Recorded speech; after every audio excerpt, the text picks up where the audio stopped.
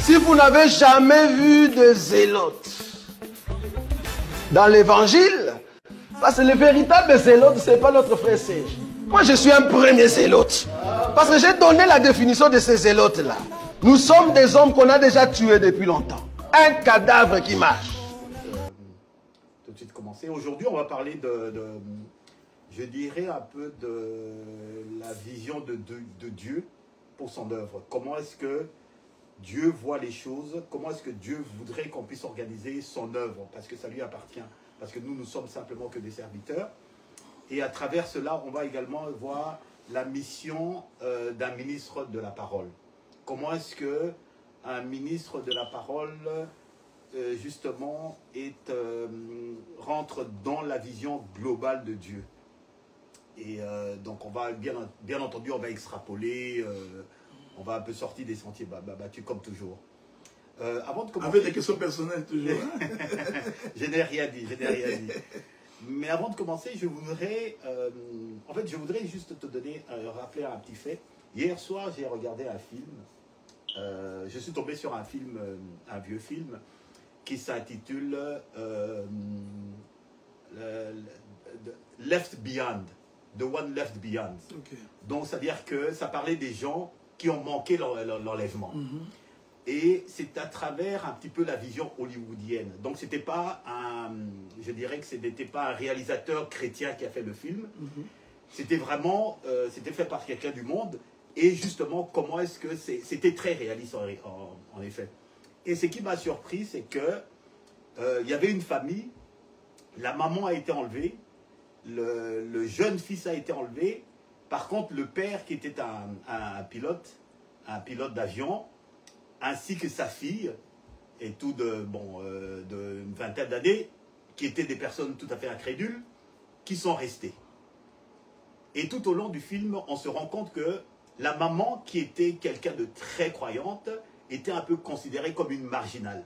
Elle était totalement marginalisée, et on la prenait même à la limite comme une folle qui avait été intoxiquée par son pasteur.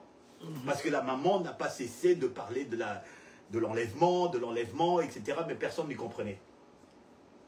Et alors, finalement, lorsque ça s'est passé, c'était très réaliste, c'était très bien fait. Subitement, tout le monde a disparu et personne n'arrivait à comprendre. Personne, absolument personne n'arrivait à comprendre. On se disait que c'était les extraterrestres.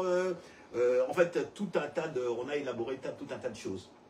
Alors, le plus surprenant, c'est que la fille, maintenant, elle est rentrée chez elle, elle a trouvé que sa maman n'était pas là, puis elle est allée voir à l'église. Elle est tombée sur le pasteur. Donc le pasteur était resté. Et la fille lui a demandé, mais attendez un peu, qu'est-ce qui s'est passé finalement? Le pasteur lui a expliqué les choses. Et alors la première question de la fille, c'était, mais comment se fait-il que vous êtes encore là? Ouais. Okay. Alors la fille, finalement la fille allait s'en aller, puis le pasteur lui a dit, mais écoutez-moi. Elle a dit, mais non. Écoutez, comment voulez-vous que je vous écoute? Parce que vous-même, vous ne vous êtes pas écouté. Donc, première des choses et tout, le pasteur a répondu qu'en réalité, effectivement, il prêchait des choses, il disait des choses, mais on a compris qu'en réalité, il n'y croyait même pas. Alors, je crois comprendre également que au milieu de nous, docteur, je pense qu'il y a également des ministres au milieu de nous qui prêchent justement de l'enlèvement. Mais je ne pense pas qu'ils voient ça vraiment comme quelque chose de réel qui va arriver. Qu'est-ce que vous en pensez, docteur? Probablement. D'abord, je voudrais vous remercier pour la question. Et aussi, moi j'ai toujours dit, quand vous voulez répondre à une question, c'est toujours important de prendre la question et de la circonscrire dans le cadre prophétique. D'accord. Parce que l'Écriture dit Dieu a tout mis par écrit pour notre instruction. Donc il n'y a rien qui puisse être dit sans qu'il n'y ait une réponse dans la Bible. À moins que tu ne sois pas ministre. Alors selon la vision de la Bible dit qu'un jour, au jour de l'avènement du Seigneur, ça c'est Jésus qui parle, certains hommes vont se présenter devant le Seigneur et ils diront, n'avons-nous pas prêché en ton nom? Donc là, le Seigneur confirmait qu'il s'agissait des pasteurs. Bien. Il s'agissait des hommes de Dieu, des prédicateurs. n'avons-nous pas fait les miracles à ton nom? N'avons-nous pas? Et le Seigneur répondra, donc vous qui faisiez l'iniquité, donc éloignez-vous de moi, je ne vous ai jamais connu. Donc, puisque cette chose se trouve être inscrite dans la Bible, cela veut dire, quoi qu'il arrive, ça va arriver. Ok. Puisque Dieu a dit qu'il y aura des prédicateurs qui commettent l'iniquité et que Dieu ne les connaît pas, donc nous croyons que ces prédicateurs-là, c'est ça même la Bible. C'est-à-dire que même si l'homme a la volonté de faire en sorte que tous les hommes dits pasteurs rentrent au ciel, mais puisque Dieu a dit qu'il y en aura des faux qui n'entreront pas, Dieu va s'arranger pour qu'il y ait des faux. Okay. Donc, bien que c'est un film que tu as regardé, mais l'idée reste qu'effectivement, il y aura parmi les gens que nous considérons comme étant des pasteurs, parce qu'il y en a des faux qui n'entreront pas, mais il y en a aussi des vrais qui n'entreront pas. Okay. Oui, qui n'entreront pas, qui ne participeront pas à l'enlèvement, parce que l'Écriture démontre que une portion va être prise et une autre portion passera par les tribulations. Donc, même les prédicateurs que nous sommes, il y en a d'autres pour des raisons de distraction, des conflits, des péchés, risqueraient également de ne pas participer à l'enlèvement. Cela ne veut pas dire qu'ils ne seront pas sauvés, c'est pas ce que je dis, mais ils risqueraient de ne pas participer à l'enlèvement. Je voudrais prendre une image de la Bible pour faire asseoir la pensée. Le Seigneur, il a fait ça à 2 reprises. Il prit avec lui les disciples, il les amène, il arriva quelque part, il laisse 9, il va prendre avec lui Pierre, Jacques et Jean. Ça c'est pour au moment de la transfiguration. Oui, il y a le moment de la transfiguration. Ok. Donc vous voyez, tous n'ont pas vu la transfiguration. Ils étaient tous des apôtres, des disciples de Jésus. Donc il y a une portion qui est restée au bas de la montagne. C'est l'image de ces prédicateurs qui ne vont pas participer à l'enlèvement. Alors que Pierre, Jacques et Jean, ce sont des prédicateurs qui ont eu la possibilité de voir le Seigneur transfiguré dans sa gloire. Okay. Ces disciples-là, les 3, représentent la portion de l'Église qui verrait le Seigneur au jour de l'enlèvement. Bon, comme l'ombre, en fonction de la réalité, peut dégager plusieurs images, c'est aussi l'image d'Israël, le 9, qui ne voit pas le Seigneur transfiguré. Et le 3, c'est aussi l'image de l'Église ou de l'épouse qui verrait le Seigneur transfiguré. Voilà. Bien. La deuxième partie, justement, toujours dans ce film, c'est le monde. Le monde. Je parle du monde en général. Il ne comprenait pas. Même lorsque c'est arrivé, il n'y croyait pas. D'accord? Bon, je comprends les incrédules, mais il y en a qui n'y croyaient pas. Il y en a qui ont déjà entendu parler, ils n'y croyaient pas. Et pourtant, c'est quelque chose d'extraordinaire qui s'est passé à travers le monde.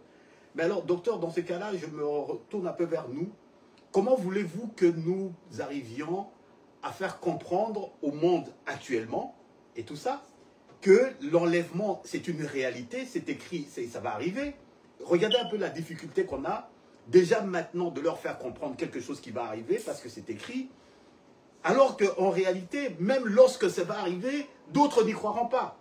Bon, d'abord, ça c'est une hypothèse, parce que quand on ne sait pas ce qui arrivera, quand après l'enlèvement, on ne sera pas là. Pour croire qu'ils ne croiront pas. Mais regardez, moi j'ai toujours pensé que quand on est véritable ministre de la parole. Je ne parle pas simplement des ministres, hein. Je parle également de donc les... Oui, non, mais il faut d'abord considérer que la parole est pour les enfants de Dieu. D'accord. Ok. Donc la parole de Dieu n'est pas pour tout le monde. D'accord. Nous ne prêchons pas pour tout le monde. Nous prêchons pour que les fils de la maison rentrent à la maison. Donc tout celui qui n'est pas fils de la maison, ces messages ne les concernent pas. Ok. Okay? Donc quand nous parlons de l'enlèvement, pour beaucoup de gens, c'est une pure distraction. Donc, ils ne croient pas. C'est tout à fait normal qu'ils ne croient pas parce qu'ils ne viennent pas de la maison. Ok, d'accord. Okay? Les gens qui viennent de la maison, quand on leur dit que nous retournerons chez nous, ils ne peuvent qu'y croire parce qu'ils étaient dans la maison. D'accord. Donc, il faudrait enlever dans notre esprit que lorsque nous prêchons, c'est là où moi j'ai toujours été étonné. Les gens pensent que si nous prêchons l'enlèvement, que l'enlèvement va créer la crainte de Dieu dans l'homme pour que l'homme commence à prier. Hein? J'ai entendu un homme qui dit, mais pourquoi vous ne prêchez pas les événements du temps de la fin, hein? La marque de la bête, l'antichrist, hein? Les fléaux, les tribulations. Vous voyez, ça c'est le message de l'heure. Hein? Pour réveiller le peuple. Non. C'est-à-dire que quand quelqu'un n'est pas fils de Dieu, quand il n'est pas de la maison, que tu lui dises qu'il y a l'enfer, que si tu ne crois pas au Seigneur, que tu iras en enfer, ça lui fait une chose. Ça ne change rien. Parce qu'en fait, il n'a pas la connaissance de la réalité enférique. Ok. Mais les fils de la maison, c'est-à-dire, et ils savent que nous sommes venus de Canaan, nous nous sommes retrouvés en Égypte, quoi qu'il arrive, nous rentrerons à Canaan. D'accord. Donc, il n'a pas besoin de savoir, tu vois, le retour vers Canaan, il faut passer par les déserts, et que dans les déserts, il y a des gens qui vont mourir, et que dans les déserts, il y aura des scorpions. Non, il n'a pas besoin de ça. Donc, bon, quand bien même qu'il peut le connaître, mais il sait que nous rentrerons. Donc, les gens qui croient en enlèvement, ce sont les gens pour qui le message est destiné dès avant la fondation du monde. Et ces gens-là, dès qu'ils écoutent, le Seigneur a dit ça, il dit, mes brebis connaissent ma voix, et dès qu'ils l'auront entendu, ils viendront. Donc, ils connaissent. Où ont-ils connu la voix si ce n'est pas dans la maison du Père?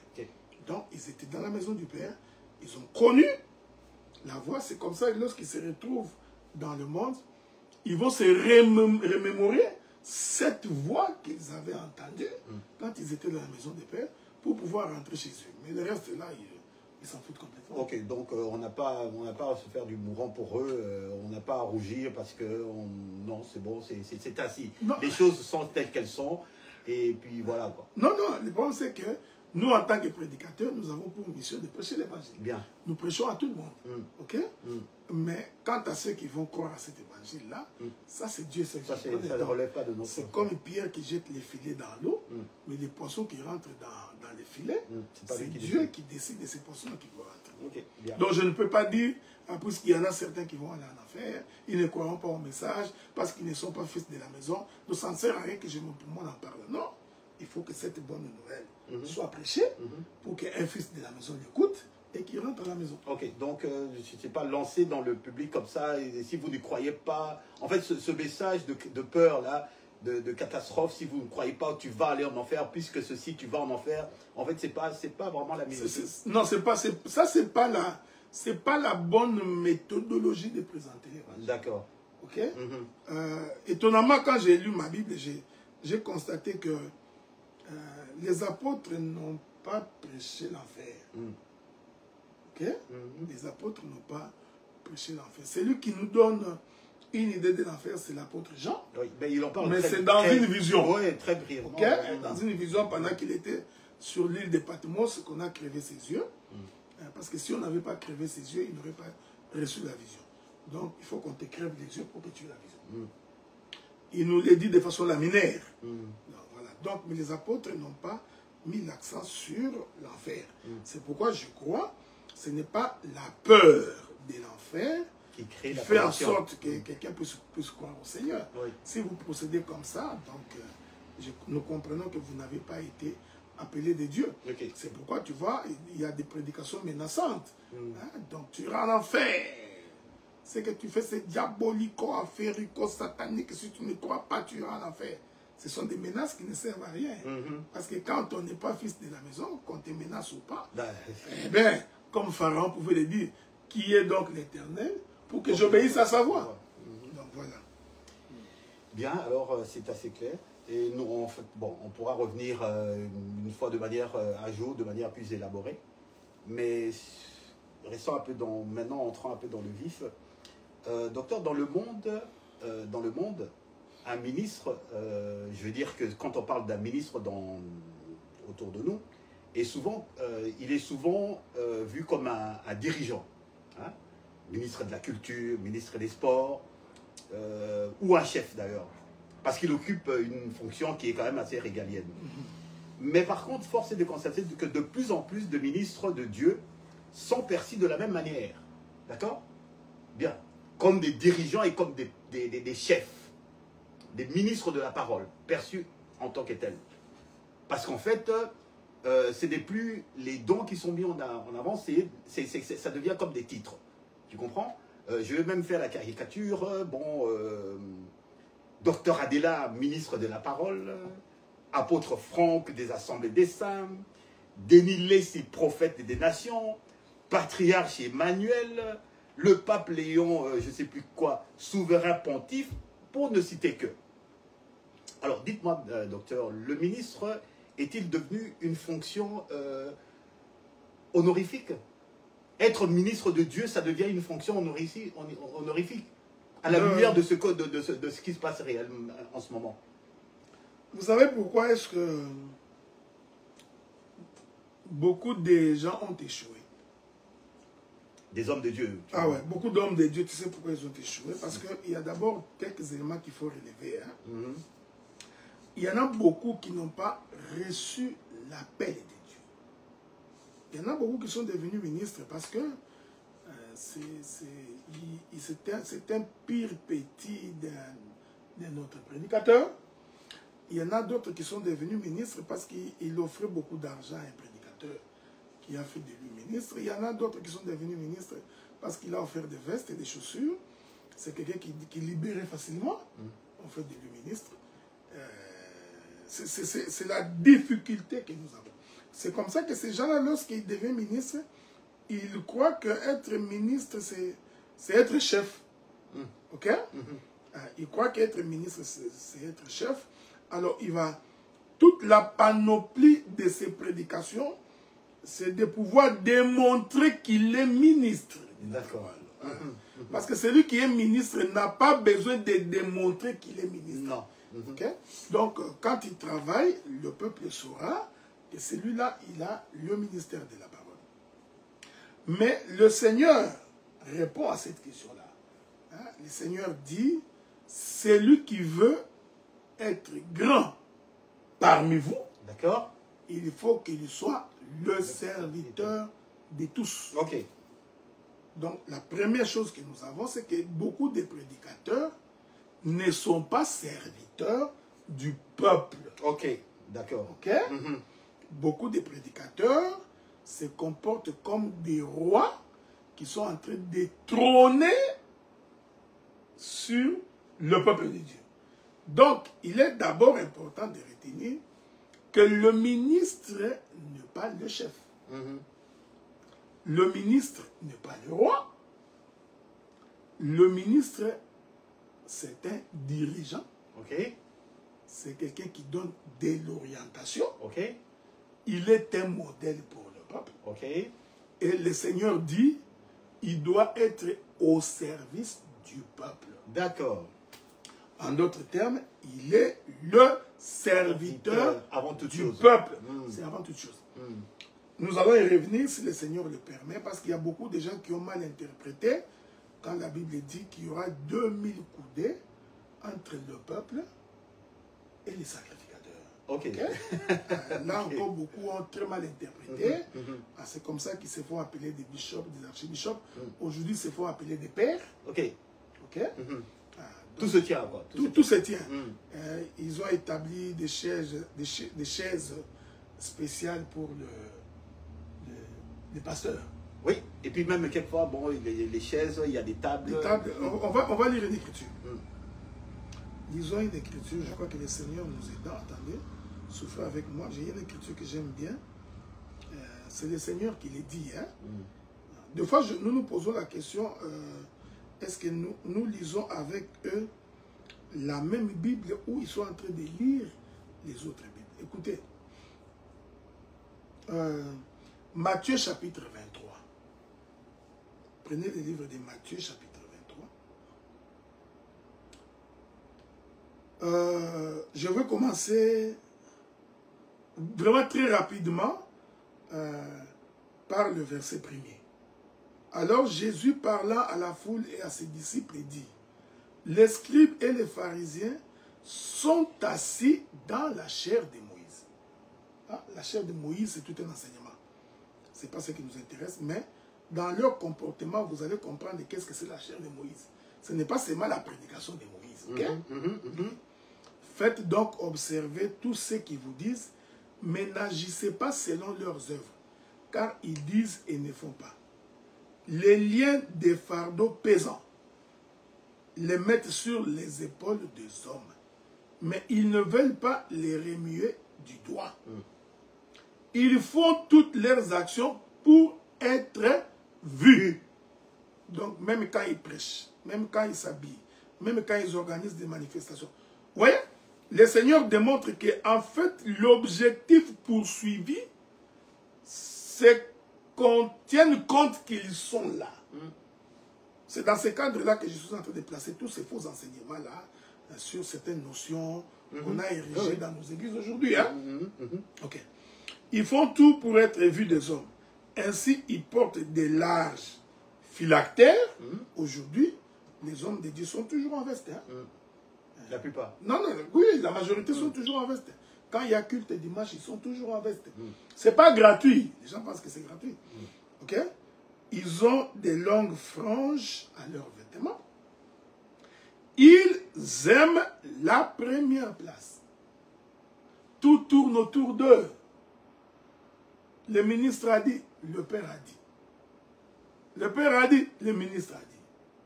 Ce n'est plus la parole. Maintenant, ce sont les hommes. Ils adorent quoi? Le premier place, c'est-à-dire que s'il y a une manifestation et que nous accordons un privilège à un frère ou à une soeur, le ministre, lui, est en colère. Ok, il est très mal perçu. Très mal perçu. Pourquoi a-t-on organisé cette chose-là sans m'appeler? Pourquoi y a telle manifestation? On ne m'a pas consulté. Donc, il voudrait que tout passe par lui. Hein? Le Seigneur répond. Voilà, donc je continue. Ils aiment la première place dans les festins. Okay? C'est comme ça que vous allez voir dans tous les fêtes des chrétiens aujourd'hui, on met toujours la table des pasteurs à côté des tables des mariés. Oui. Pour être vu de tout le monde. Okay. Vous comprenez? Okay. Bon. Tout ça, ce n'est pas gratuit. Il y a un esprit derrière ça. Ok? Les premiers sièges dans les synagogues. Voilà, le Seigneur répond à tout ça. Donc, dans l'église, il y a des sièges placés spécialement pour les ministres. Tu les verras entassés, en ligne, des fois en courbe, mais tu peux savoir que tout ça là, ce sont les ministres de la parole. Et je vais continuer pour finir. Il dit, ils aiment être salués dans les places publiques et être appelés par les hommes, Rabbi. Rabbi, si tu l'appelles frère, il est en colère, il faut l'appeler docteur, prophète, apôtre, évangéliste. Écoutez, c'est là que je vais finir. Mais vous, ne vous faites pas appeler Rabbi, car un seul est votre maître, et vous êtes tous frères. Maintenant, ça on peut interpréter, il y a beaucoup de discussions là-dessus, mais le verset qui m'intéresse, moi, c'est le verset 9, je crois. Attendez. Ok? Il dit ceci. Non, verset 11. Le plus grand parmi vous sera votre serviteur. Quiconque s'élèvera sera abaissé, et quiconque s'abaissera sera élevé. Donc, un vrai ministre de la parole, c'est quelqu'un qui témoigne d'une grande forme d'humilité. Et cette humilité-là, ce n'est pas de l'humilité fabriquée. C'est une humilité qui émane de l'esprit du Seigneur dans l'homme. C'est-à-dire que l'homme est imprégné du Saint-Esprit et le Saint-Esprit transforme cet homme. Il est humble tout à fait naturel. Ce n'est pas ce genre d'humilité, de cachotterie, l'humilité des mascarades. Je ne parle pas de ça. Comme l'humilité de Bakongo. Tu vois, l'humilité de Bakongo, il peut se courber comme ça. Ça, ce n'est pas de l'humilité. C'est de la mascarade. L'humilité, c'est dans le comportement et de la manière d'agir. Voilà. D'accord. Ok. Alors, dans ces cas-là, on va examiner quelques attributs d'un ministre. Donc, comme vous avez dit, d'abord, bon, servir Dieu avant tout. Donc, ensuite, le ministre, c'est une personne qui vit dans la prière, l'obéissance et la sainteté. Mais c'est un trait de caractère qui fait foncièrement défaut à la majorité de nos ministres. Il faut bien le dire, docteur. Ce trait de caractère-là, que, bon, voilà, une vie de prière, d'obéissance et de sainteté. Ça, c'est quelque chose qu'on voit de moins en moins chez les ministres, docteur. Mais c'est parce qu'il y a beaucoup de faux ministres, justement. C'est ce que nous disons. Il y a beaucoup de fausses impositions de main. Hein? À l'époque, il y a quoi, 15 ans passés, nous étions en train de dire que ce n'est pas l'imposition des mains qui accorde le ministère. Beaucoup de gens nous ont combattus. Ils ont pensé que nous refusions la doctrine de l'imposition des mains. Non. L'imposition des mains est doctrinale, mais ce n'est pas l'imposition des mains qui accorde la doctrine. On n'a pas le temps parce qu'il faut tout un enseignement. Généralement, un ministre, premièrement, doit être quelqu'un qui est appelé de Dieu. Oui, bien sûr. Il faut d'abord que lui-même soit conscient que Dieu l'a appelé. Quand quelqu'un est conscient que Dieu l'a appelé, c'est difficile de le balloter. C'est difficile de l'entraîner, c'est difficile de l'éclabousser. Parce qu'il a reçu l'appel de Dieu. Et il est capable de vous dire en quoi consistait cet appel. D'accord. C'est un homme qui doit être consacré. C'est-à-dire mis à part. Ouais, ce sont des choses que les gens oublient. Il ne peut pas avoir le mode de vie comme tout le peuple. D'accord. On ne peut pas lui reprocher autant de choses qu'on reproche au peuple. Parce que Dieu l'a mis à part. Ok. Il est mis à part, est quelqu'un de consacré. Est-ce qu'un ministre de la parole peut être également un ministre d'État? Tu parles du gouvernement? Oui. Non, je ne crois pas. Ce serait un autre débat, mais je ne pense pas qu'un ministre de la parole peut également être un ministre mondain. Ça, je ne crois pas. Je n'ai pas cette confession-là. Ok? Mais ça, on peut débattre. Si les gens veulent débattre, nous pouvons débattre. D'accord. Parce qu'il y a beaucoup d'éléments, quand on est ministre étatique, qui sont incompatibles avec la charge ministérielle. D'accord. Ok? C'est à cause de cela. Alors, l'homme de Dieu doit être un homme fidèle et intègre. Oui. Ok? Donc, ce n'est pas un margoulin, ce n'est pas un malhonnête. Donc, escroc qui prend l'argent d'autrui, il fait les affaires avec des frères et des sœurs, il les escroque. Hein? Donc, comment dire? Il les a escroqués, voulais-je dire. Donc, la malhonnêteté ne peut pas être son apanage. C'est comme j'avais dit, c'est quelqu'un d'humilité et qui est au service du peuple. Au service du peuple. C'est ce que j'avais dit dernièrement là-bas. Le ministre de Dieu n'est pas quelqu'un qui vient pendant le culte, lui, il est dans son bureau, il est en train de causer. Okay. Alors qu'il doit être au service du peuple. Okay? C'est pas celui qui choisit quelques petits qui font des protocoles, il prend des petits, il leur fait des modérateurs, et ils vont commencer le culte avant lui, pendant que lui, il est en train de manger les foufous chez lui. Donc, et aussi, le ministre doit avoir la connaissance de la parole. C'est quelqu'un qui doit avoir l'enseignement. S'il n'a pas l'enseignement, il n'est pas ministre. C'est quelqu'un qui vit une vie de sainteté et de pureté de vie. Ici, je ne dis pas qu'il est parfait, mais c'est quelqu'un qui a un même mode de vie. Les autres éléments, on peut ajouter. C'est aussi valable pour les chrétiens. C'est quelqu'un qui a beaucoup d'amour et beaucoup de compassion. Bien. Une des choses, un des attributs d'un ministre également appelé à faire, c'est enseigner et prêcher l'évangile sans compromission. Bien, quand je prends 2 Timothée 4.2, ça dit « Prêche la parole, insiste en toute occasion, favorable ou non, reprend, censure, exhorte avec toute douceur et en instruisant. » Docteur, vous êtes intervenu récemment. Je pense qu'il y a eu une manifestation quelque part à Kinshasa, un colloque ou une conférence, je ne sais pas quoi exactement, mais vous avez été, vous êtes intervenu, d'accord? Vous avez fait parler de vous par votre intervention. Et en fait, il y a beaucoup qui vous considèrent comme un trouble-fête. D'accord? On dit que, on dirait que vous faites exprès de provoquer les personnes. D'accord, c'est vrai qu'un ministre, il doit prêcher la parole, il doit insister en toute occasion favorable ou non, il doit reprendre, il doit censurer, il doit exhorter, mais avec toute douceur et en instruisant, docteur. Mais pourquoi est-ce que vous êtes perçu comme un trouble-fête? Bon, d'abord, je ne savais pas que tu allais me poser une telle question. ça me permet de pouvoir parler un peu. Hein? D'accord, allez-y, docteur. D'abord, l'histoire de la Bible démontre que les gens qui se tiennent dans la vérité, ce sont des gens généralement qui sont mal compris par leurs contemporains. D'accord. Ça, c'est l'histoire peut les démontrer.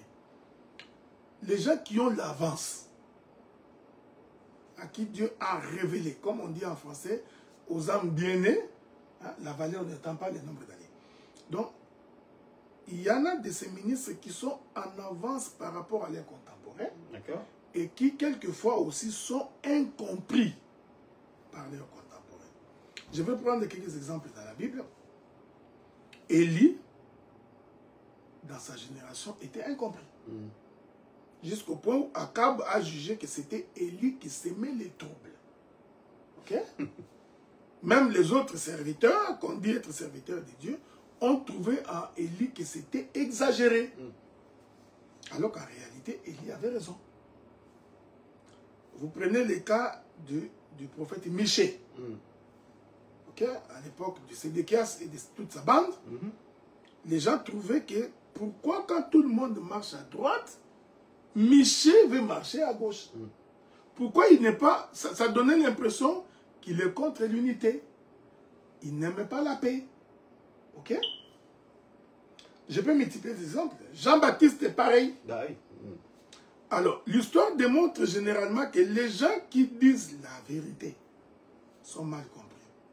Il est peut-être possible que notre manière d'en parler peut vexer. Mais cela ne nous empêche pas de dire la vérité. Okay? Maintenant, je voudrais ici relever par rapport à votre question, quelle était mon inquiétude? Mon inquiétude était que lorsque j'ai consulté ma Bible, j'ai remarqué que pour le quelques cas que les hommes de Dieu se sont réunis dans la Bible, ils se sont réunis pour débattre des questions de la doctrine. La conférence de Jérusalem était la résultante d'une question doctrinale. Voilà pourquoi j'ai dit à cette époque-là que s'il peut y avoir convention ou réunion des ministres, il faut que nous sachions préalablement, nous partons débattre de quoi? Quels sont les points de la doctrine qui nous divisent ou qui posent problème pour que nous allions en une convention en parler. Donc, si tel n'est pas le cas, nous considérons, même si la réunion des frères est une bonne chose, mais les raisons de cette convention semblent ne pas respecter la doctrine. Ce qui est, je ne sais pas quel est le péché qu'il y a là-dedans. Donc, que les frères se retrouvent ensemble et qu'ils prient est une bonne chose. D'accord. Ça, il n'y a pas de problème. Mais quand vous dites que nous allons dans une convention, il faudrait que nous sachions pourquoi nous y allons. Ça n'était pas dit? Mais si ça a été dit, mais qu'est-ce qu'il en est sorti? Ok. Tu comprends ce que je dis? Donc, dans la Bible, les hommes de Dieu se réunissent pour débattre, non pas pour faire de la... Comme on a l'habitude aujourd'hui, parmi les hommes de Dieu, de faire de la mascarade. Hein? Je ne veux pas dire ça, parce que si je dis ça, tel va être blessé. Non. Parce que ce que j'ai dit est la parole. La question n'est pas qui te blesse ou qui ne me blesse pas. La question c'est que nous devons tous nous soumettre à la parole. Alors il faut que nous débattions de la parole. Rien que la parole n'est pas autre chose. Donc, c'est comme ça que j'ai émis des réserves. Parce que j'ai trouvé que cette manière de procéder n'était pas conforme à la doctrine de la parole. Donc, il n'y a aucune écriture où les hommes de Dieu se sont réunis parce qu'ils voulaient être ensemble. Non, ça n'existait pas dans la Bible. Donc, d'autant plus que si vous appelez cette rencontre d'une convention des hommes de Dieu, ça même un intellectuel qui est allé qui a fait l'école secondaire est capable de comprendre ça. C'est-à-dire, dans une convention, on définit d'abord le cadre. Oui, il faut qu'il y ait un thème également. On définit le thème. On choisit les profils des intervenants. Des intervenants, oui. Ceux qui vont défendre la thèse et ceux qui vont défendre l'antithèse. On choisit un bureau impartial. Hein, qui n'est ni à gauche ni à droite. Okay. Alors, à ce moment-là, on dégage le nombre des intervenants. Ça doit être connu d'avance. Les gens qui défendent telle thèse, voici leur nom et ils vont intervenir. On fait la répartition temporelle avant d'aller à la convention. C'est-à-dire que chaque intervenant prendra 50 minutes, par exemple. OK? Oui. Pour nous permettre de nous préparer. Une fois que la thèse et l'antithèse sont prononcées, c'est à ce moment-là que le bureau, que nous devrions en principe avoir un bureau des sages, le bureau des sages va procéder à une synthèse. D'accord. Et dans cette synthèse-là, le bureau, si la question est réglée, si la question est réglée par la parole, nous allons tous nous incliner. Mais si il se fait que nous n'avions pas trouvé de réponse à ce qui nous divisait, à ce moment-là, le bureau fait une recommandation. D'accord. Cette recommandation n'est pas la doctrine. Okay, c'est important que les gens le sachent. C'est une recommandation. Donc, nous ne sommes pas tenus forcément de nous soumettre à cette recommandation. Parce qu'un ministre de Dieu, on ne leur donne pas. On ne lui donne pas des ordres. Les ministres de Dieu, on lui fait des recommandations. C'est comme ça que la conférence de Jérusalem, lorsqu'ils se sont réunis, Paul soutenait que tu sois circoncis ou pas circoncis, tu es dans les choses de Dieu. Après avoir débattu avec les autres qui croyaient qu'il faut qu'il y ait la circoncision de la chair, à l'issue de la convention, ils sont tombés d'accord que la circoncision de la chair n'est pas importante. Okay? Il y avait un autre point, c'était manger de la nourriture, des viandes sacrifiées aux idoles. Et là, ils ne se sont pas mis d'accord. Les bureaux a fait une recommandation en disant à Paul, pour l'instant, ce que nous te demandons, c'est de ne pas prêcher que les gens mangent les viandes sacrifiées aux idoles. C'est une recommandation. C'est comme ça que dans les livres des Colossiens, Paul reviendra pour dire, mangez, buvez de tout ce qui se vend au marché sans motif de conscience, parce que ce n'est pas ce qui rentre dans l'homme qui les suit, c'est plutôt ce qui sort. Il venait de remettre en question la recommandation faite à la conférence de Jérusalem. Est-ce que pour autant dire que Paul était un trouble-fête? Non. Donc, c'est ce que je voudrais dire. Je ne suis pas un trouble-fête. Je suis justement, quand je crois à quelque chose, accepter que je puisse les défendre. Que je dise que c'est comme ça que je vois les choses. Et ce qui nous fait beaucoup de peine, c'est parce que les gens sont devenus intolérants. Nous avons la capacité de tolérer les autres, mais les autres ne nous tolèrent pas. On en a excommunié pour moins que ça. Donc, ils pensent que leur opinion doit forcément passer. Non. C'est-à-dire, de la même manière que notre opinion peut ne pas passer, de la même manière, votre opinion peut ne pas passer. Mais l'intolérance n'est pas de Dieu. Donc, voilà. Donc, je ne suis pas un trouble-fête. Je suis juste quelqu'un qui essaie de tenir ses pieds dans ses bottes. Vous avez parlé de la conférence de Jérusalem. Moi, je vous reviens un peu plus tard à une autre conférence qui s'est tenue, qu'on appelle communément attendez, c'est quoi ce qui s'est passé à Nicée? Le conseil de Nicée. Le conseil de Nicée. Également, ils étaient réunis également pour défendre des questions de non, doctrine. Non. Mais bien sûr, docteur, parce qu'il était question principalement de la divinité de Christ. Mais regardez.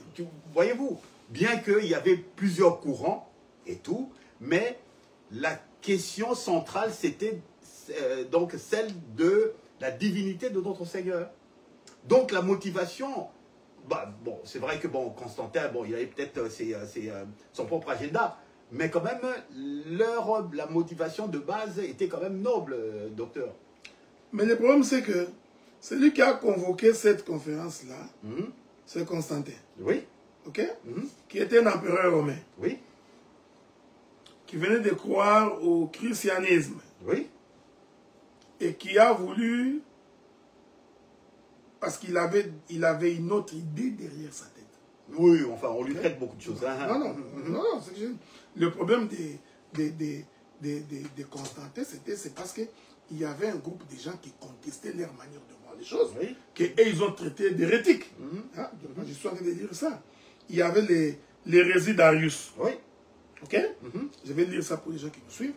Dont le prêtre Arius d'Alexandrie enseignait que Jésus n'était pas Dieu. Oui. Au même titre que les pères.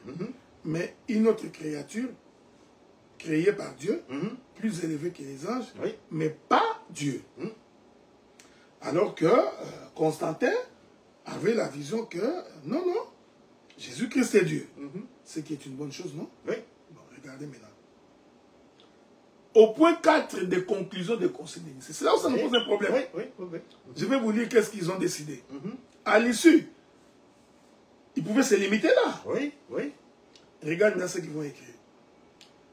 Après, ils ont décidé ceci.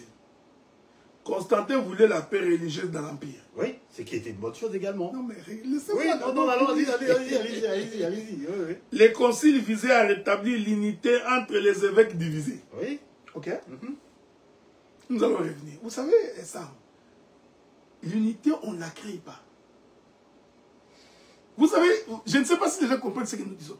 L'unité de la foi, on ne la crée pas. L'unité, comme on est là, pour que nous soyons unis, on ne fabrique pas l'unité.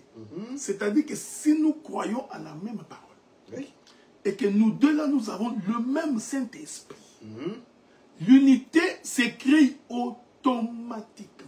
D'accord. Nos points de divergence ne veut pas dire que nous sommes divisés. Non, ça va créer au contraire une richesse. Oui. Alors maintenant, si toute autre forme d'unité qui voudrait s'imposer par des règles devient charnelle, c'est ce qu'ils ont fait. Regardez, ils ont fixé certaines règles disciplinaires et canoniques, notamment la date de Pâques, l'autorité des évêques. Est-ce que vous comprenez ce que je dis? C'est-à-dire que il faudrait faire très attention parce que, comme on dit en français, les diables se trouvent dans les détails. Hein? Ok. C'est dans les détails que le diable est en train de se cacher. On est frères par l'enseignement. La fraternité ne se fabrique pas. Vous savez, malheureusement, ça fait quand même une quarantaine d'années que nous sommes dans les choses de Dieu. On peut parler conséquemment. Ok? Le véritable frère, on ne fabrique pas leur fraternité. Il y va de soi, malgré leurs divergences. Si cette fraternité-là se brise, c'est-à-dire que parmi les gens qui sont ensemble, il y en a certains qui sont faux. Et généralement, ce sont ces faux-là qui sèment le trouble. Ok. Tu comprends? Donc, c'est pourquoi nous disons, cette unité qui doit être créée par une convention est une fausse unité. C'est anti-doctrine. L'unité s'est créée par la parole. La fraternité s'est créée par la parole. Donc, une réunion ne peut pas créer la fraternité. Si nous nous trompons, l'avenir nous donnera raison. Est-ce que vous comprenez? Donc, l'unité ne s'écrit pas par des réunions, d'autant plus qu'après réunion, au contraire, nous sommes encore divisés il n'y a pas très longtemps ici. Quand nous avons reçu, on a voulu recevoir des gens ici. Donc, vous comprenez ce que nous disons. C'est cette dimension spirituelle. Malheureusement, la plupart des prédicateurs ne sont pas spirituels. Il faut se dire la vérité. La plupart de nos prédicateurs aujourd'hui, moi Je ne suis pas dans la logique des assemblées des saints, hein, parce que je ne parle pas seulement je parle de tout ce qui est vie chrétienne, de tout ce qui est pasteur, tout ce que vous voulez là. Oui. Malheureusement, mon bien-aimé Sam, c'est-à-dire que beaucoup de nos prédicateurs ne sont pas convertis. On revient toujours à la Voilà. chose. C'est-à-dire que ce ne sont pas des gens qui ont la crainte de Dieu. Ok. Ce ne sont pas des gens qui sont remplis du Saint-Esprit. Vous voyez? Alors, voilà pourquoi, quand ces choses font défaut, nous allons procéder par des réunions. On n'a pas besoin d'une réunion pour réconcilier des frères. Ok. Des véritables frères, quand il a mal agi, il demande pardon, il n'attend pas une réunion pour venir se réconcilier. C'est comme ça que je vous ai dit. Donc, nous ne sommes pas un trouble fait. Nous ne sommes que véridiques. C'est-à-dire que quand nous croyons en quelque chose et que nous trouvons que non, ça là, ça ne cadre pas. Regardez aujourd'hui, on peut nous traiter de n'importe quoi. C'est pas grave. Le culte communautaire, où les différentes églises se rassemblent pour faire un culte d'ensemble. Oui. Mais cette chose-là, humblement, mon frère Sam, c'est anti-doctrine. Même si l'intention... je ne sais pas si les gens lisent la Bible. Je vous avais dit tantôt ici. Quand tu poses une question ou une problématique, replace-les dans la prophétie majeure qui est la parole. Oui. Et regarde si ça concorde. Si ça ne concorde pas, même si l'idée est bonne, c'est antidoctrine. J'en viens pour preuve. Ok, allez-y. Quand le Seigneur définit la communauté chrétienne, il la définit au sein d'une église locale. Bien sûr. Est-ce que vous comprenez? Oui. J'ai pris avec toi à l'église d'Ottawa. Oui. Notre église locale d'Ottawa, c'est ça notre communauté chrétienne. D'accord. Donc si nous devons prier, notre culte, c'est dans notre église locale. Est-ce que vous comprenez ce que je dis? Hein? Oui. Nous en avons une autre à Montréal. On a une autre à Montréal. Cette église de Montréal, c'est une église indépendante. D'accord. Ok? Ok. Donc, s'ils sont dans leur communauté, ils traitent leur dossier de communauté dans l'assemblée de Montréal. Montréal, d'accord. C'est comme ça que quand vous lisez votre Bible, vous ne verrez pas les différentes églises que Paul a instaurées se réunir ensemble pour un culte communautaire. Ok, pour un culte communautaire. D'accord, mais pour une cause commune, docteur. Ah, ça c'est autre chose. Bien. Donc nous pouvons nous retrouver parce que nous organisons une convention. Oui.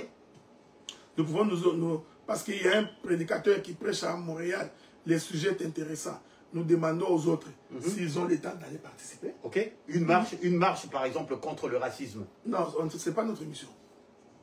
Ça, c'est pas notre mission. Donc les catholiques qui régulièrement, bon, on a vu chez nous au Congo, les catholiques qui font une grande marche pour protester contre les injustices du gouvernement. Donc en quoi est-ce qu'ils ont péché? Mais est-ce que vous comprenez que toute forme de racisme et d'injustice, c'est l'émanation du diable? Et bien sûr, bien entendu. Bon, maintenant, toi tu es chrétien. Comment tu concilies qu'une simple marche dans la rue va chasser un esprit? Non, mais... mais non, mais ça... Non, mais j'entends que des événements comme ça sont quand même sous-entendus. Rendez à César ce qui est à César, à Dieu ce qui est à Dieu. On n'est pas contre les marches. C'est un droit constitutionnel. Les gens peuvent en faire. Mais notre mission... Laissez Dieu en dehors de ça. Oui, parce que nous avons la confession que tous les mots manifestés sous le soleil, c'est l'émanation du diable. C'est l'espace que l'Éternel a accordé au diable quand il y a de la guerre à l'est du Congo. Nous croyons que c'est un esprit mauvais. Oui. C'est vrai. Or, vous savez que l'esprit mauvais, la Bible nous dit comment les combattre. Oui. C'est pourquoi je vous avais dit, toutes questions répondues par les Écritures. La Bible dit, priez pour que les démons fuient. Oui. Chasser les démons. Donc, une marche de 80 jours ou de 60 jours dans la rue ne chasserait pas un esprit. Maintenant, Ça, c'est pour nous qui sommes chrétiens. Ok? Mais les autres qui n'ont pas les mêmes dieux que nous, s'ils veulent faire la marche, ils peuvent faire la marche. Mais nous savons que dans cette marche, on finit par fusiller les gens, on arrête des mamans, ça, on finit toujours par là. Il y aura la casse à gauche et à droite, ils vont casser des boutiques. Tout ça là ne cadre pas avec l'orientation de la Bible. D'accord. Voilà pourquoi nous croyons que, logiquement, l'église locale doit s'organiser localement.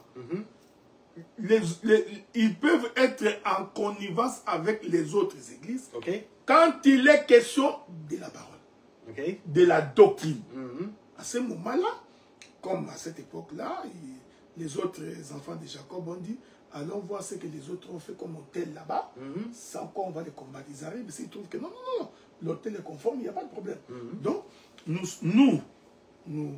nous subissons la pression des autres, spécialement si ce que nous faisons est contre la doctrine. Mais en dehors de ça, il n'y a pas autre chose. D'accord.